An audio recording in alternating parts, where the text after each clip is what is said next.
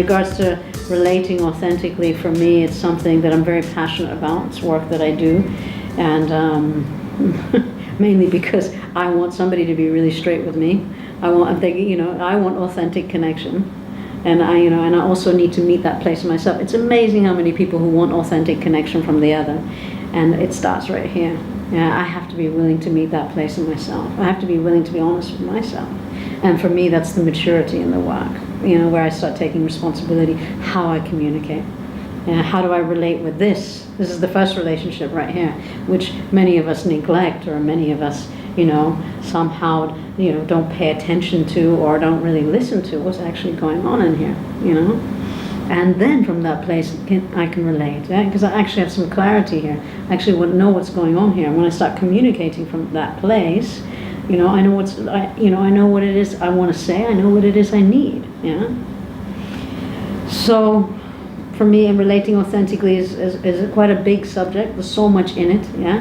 We deal with the personality structure. We deal with that sort of part that we keep between you and I, this part here, and when I remove that part, then I can really let you see me, and I can maybe really see you, and we can go much deeper in the dialogue, which for me is where it gets interesting, which is where I start to feel safe, where I start to open up to trust again, which becomes very intimate. And before I leave this planet, I want that. I want to experience that with another. I don't want to just experience it with one person. I want to experience it with a group of people that I really love. And I certainly want to experience it with myself. Yeah. So relating authentically has such a great potential to open up into something, much deeper than the sort of dialogue that we're accustomed to. Yeah. Which, by the way, many of us get kind of, bored of after a while. You're like, what's the weather like? Yeah, we got the weather. I can check the weather. I don't need to ask you anymore. Yeah. So, if you're interested, please check it out, because for me, I'm very passionate about this work, and I can't even begin to imagine what life would be without, relating authentically.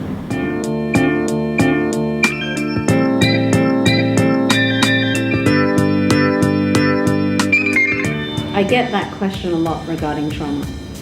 What is trauma? Do I have trauma? And or I get people saying, Rupda, I'm really scared to come to that workshop. Trauma. I don't have trauma.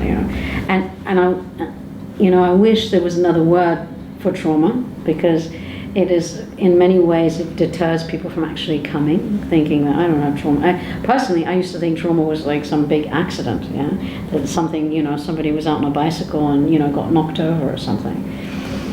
But of course, I've come to realize that it's not the case, that everybody has had trauma in their life at some point in their life. Yeah? And it can be as simple as somebody saying to you early on in childhood, shaming you in front of somebody, yeah? Where you're maybe, told you're stupid, or you're, shamed for, I remember a story of someone sharing with me that she came in as a child, as a little girl. She was only 3 or 4 years old, and she didn't know that she was meant to wear bathers coming out of the pool. And she came in, and the mother was having, her luncheon with all her friends, and the mother shamed her in front of everyone for not wearing, and she was only little, yeah. And that was traumatic for her, because she contracted, restricted, and it was not okay to, and she didn't have an association where it was not okay. She had to learn that from her mom, that it was not okay. And she carried that shame for years. And of course, that affected her in her adult life, that then she's always ashamed of her body. Yeah, that one traumatic event of what her mom said to her has affected her.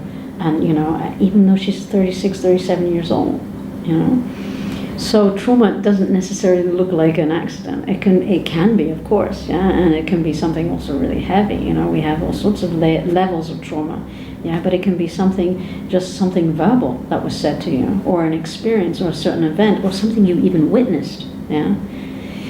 And how that then affects us in our adult lives. It's amazing how debilitating it can be. It's amazing how much it can hold us back. Trauma essentially shuts us down. Yeah, shuts us down from our aliveness. Yeah, where we start to mistrust in life, where we start to feel held back.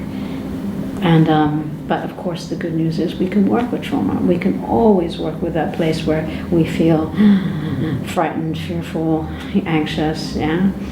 And all the coping mechanisms we put in there. We can always work with what is there if you're willing to face it. So, this is a big invitation for those who can acknowledge it, can say, okay, maybe I got some trauma in there. Maybe I'm willing to look at this stuff. Okay, I'm ready to come. And then I say, great, come, let's do the work.